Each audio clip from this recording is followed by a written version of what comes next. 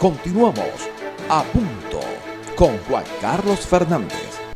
Bueno, continuamos, mis queridos amigos. No sé si está en España, porque supe que estaba por España o está ya en su base en Estados Unidos, mi buen amigo Jesús Egía, periodista, analista político, encuestador de primera línea, y él ha publicado hace unos días un microanálisis que dice el candidato ideal.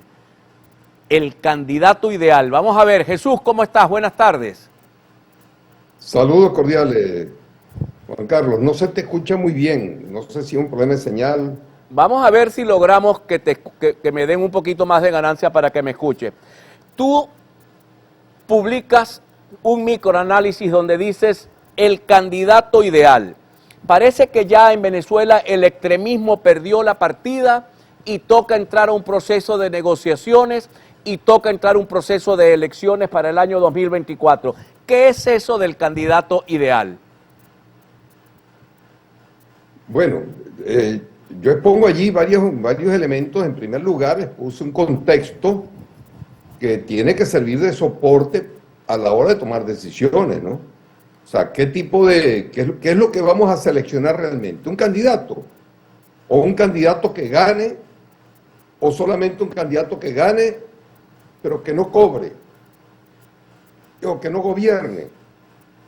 Entonces, un todo, en un contexto donde la oposición tiene la obligación de hacer un ejercicio de raciocinio, de dominio de las realidades, para poder diseñar una estrategia correcta y no seguir convirtiéndose en una especie de fábrica de frustraciones, fábrica de desesperanza, y ya está bueno. Yo creo que la oposición ya no tiene más margen para equivocaciones. Han sido una tras de otra y eso no ayuda en absoluto, no solamente a la oposición, sino que retrasa un proceso de cambios en el país que todo el mundo quisiera. Todos, inclusive los propios chavistas quisieron un cambio. Okay, yo creo que hasta Nicolás Maduro, ajá. Disculpe. Hasta Nicolás Maduro quisiera un cambio. Está claro que Venezuela no puede seguir como va. Ahora, es necesario cambiar muchas cosas. Ahora, entonces, Jesús, los no cambios... vemos alternativas coherentes en este sentido. Los cambios no los está propiciando, te hago la pregunta, esto no es una afirmación, no los estará propiciando el propio Maduro. Leo al monseñor Edgar Peña que dice que él está viendo cosas positivas en Venezuela que están sucediendo y que pueden suceder. Los discursos de los altos prelados de la Iglesia Católica hoy son más moderados, menos confrontacionales con Nicolás Maduro, y monseñor Peña, luego de reunirse con Maduro, dice que están sucediendo cosas positivas. Coméntame cómo ves la cosa. Tú dices que no lo soporta el país, pero fíjate la declaración del tercero a bordo del Vaticano. Mira, es que no solamente el Vaticano, yo creo que toda la comunidad internacional está consciente que Venezuela no podía seguir como iba, que las estrategias diseñadas desde la Casa Blanca por Donald Trump se convirtieron en un rotundo fracaso, que no sirvieron de nada, no lograron ningún objetivo, y sin duda hay que cambiarlo. Y la Casa Blanca tiene un dilema serio con la política heredada de Donald Trump con respecto a Venezuela, que estoy seguro que ahora, a partir de este momento, después de haber ocurrido las elecciones de término medio, en este momento ya en la Casa Blanca van a empezar a tomar decisiones igual que toda la comunidad internacional. Y lo que vimos recientemente con Macron en Francia es un síntoma de lo que está ocurriendo en todo eso que llamamos la comunidad internacional, que hasta ayer estuvo apoyando a la oposición liderada por Juan Guaidó, y que ahora pues ya no. O sea, antes reconocían a Juan Guaidó como presidente legítimo, ahora reconocen a Nicolás Maduro como el presidente legítimo. Pero fíjate una cosa, Jesús, acaba de anunciar ayer Juan Guaidó que el 5 de enero se instala la Asamblea Nacional Legítima, y me imagino que va a continuar esa cosa que llaman el gobierno interino. ¿Eso tiene alguna posibilidad de tener algún respeto internacional en este momento? No, ninguna. Él lo sabe. O sea, yo no entiendo. ¿Y en qué están basándose para creer que van a continuar con un gobierno de transición, un gobierno interino que no es gobierno, no es nada? Y lo que está es consumiendo recursos que le aporta la comunidad internacional, que hasta ahora nadie ha dado digamos, nadie ha entregado cuentas al respecto. Son millones de dólares. Cientos de millones de dólares, si no miles de millones de dólares, que nadie sabe en dónde están, en qué lo han gastado, quiénes lo han gastado. Entonces, yo pienso que ya llegamos a un punto en que ya hay que tomar las decisiones en otro sentido.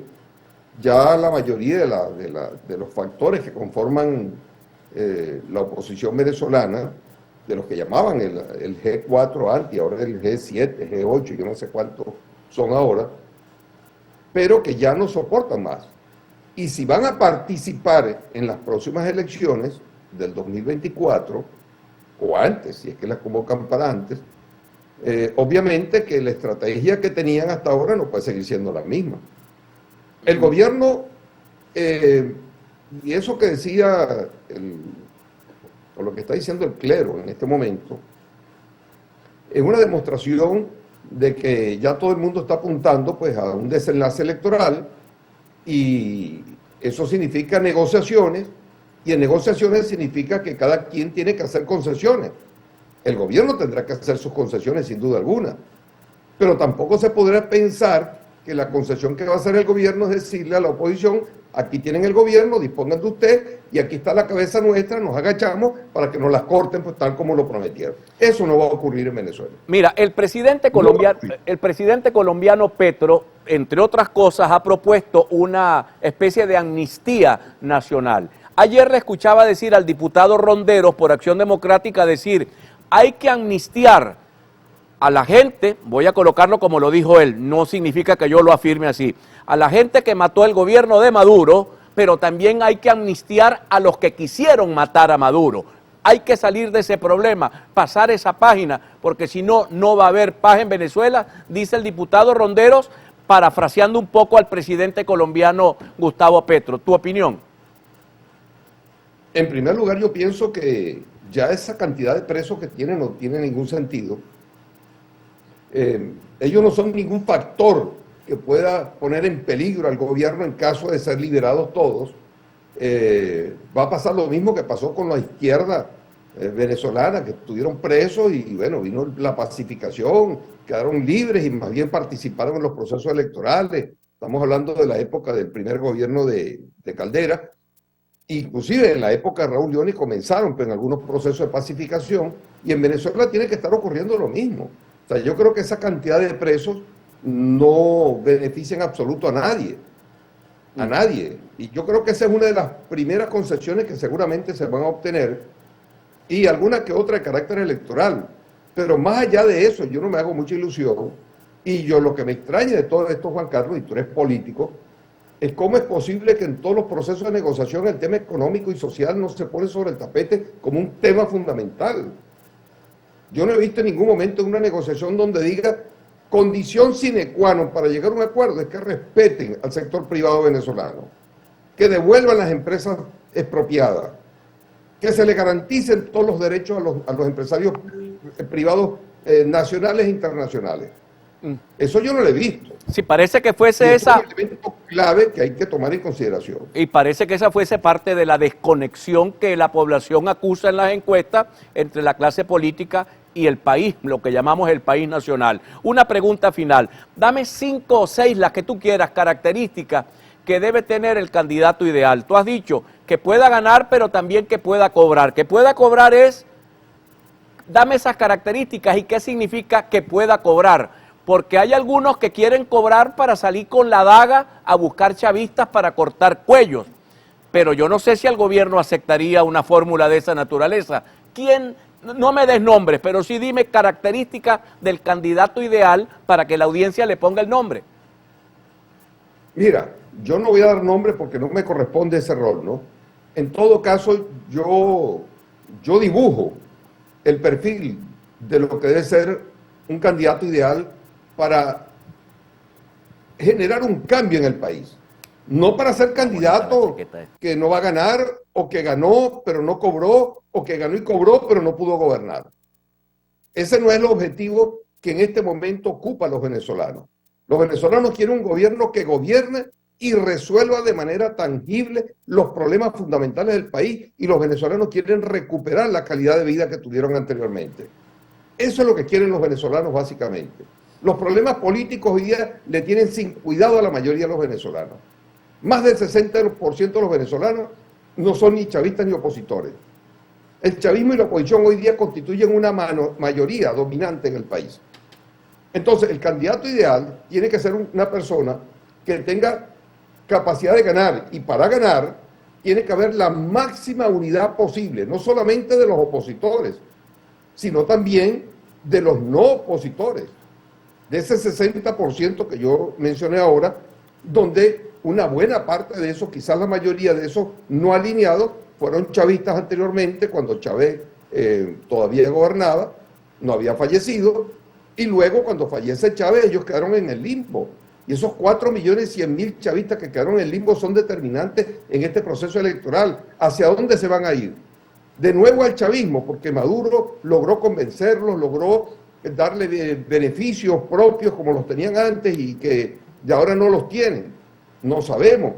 La oposición, ¿hay alguna estrategia opositora capaz de seducir a esa gente? Hasta ahora no lo he visto. Entonces, capacidad de ganar es fundamental, y la unidad opositora, toda, absolutamente todo lo que se llama en oposición, llámese los puros, los impuros, los alacranes, los honestos, como lo quieran llamar, todos tienen que ir con un solo candidato.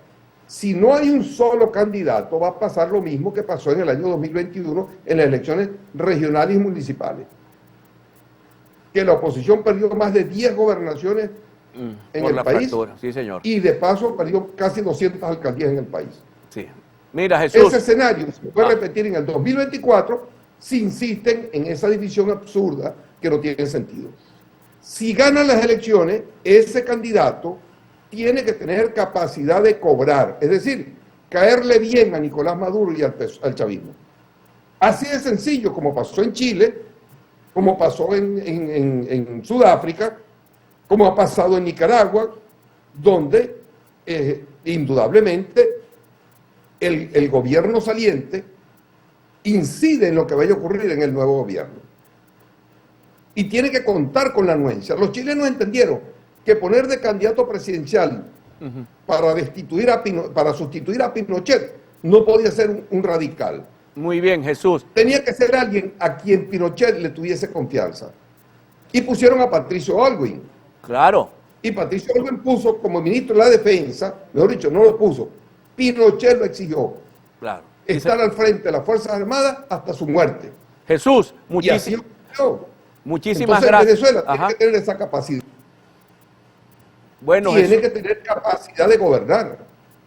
Claro, claro.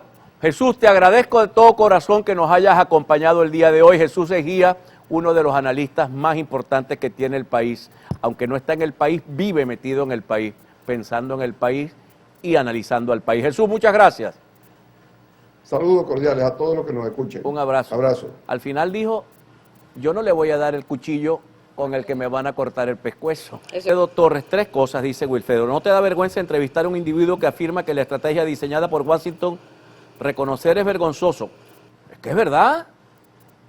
El problema es que al gobierno de Chávez y de Maduro la estrategia se la diseñaba Cuba. Y a esto que llaman gobierno interino, la estrategia se la diseñaban los gringos. Y esa es la desgracia de este país, que somos apéndices o de los cubanos o de los norteamericanos. Y eso no nos sirve. Y estoy de acuerdo contigo con la libertad Julián Assange. Él le llegó una cosa y los periodistas publican las cosas y no tienen por qué ser perseguidos por sus publicaciones. Vamos a identificar, regresamos en un momento con todos ustedes. A Punto Solidario. $1 por Adrián Castañeda, de 19 años, quien estudia diseño gráfico en la Universidad del Zulia. Amerita cirugía urgente en ambos ojos. Con tu apoyo lograremos el objetivo. Si deseas colaborar, la cuenta aparece en pantalla o llamar al 0412-065-1208. 0412-065-1208. Gracias de antemano. Ya regresamos. A Punto con Juan Carlos Fernández.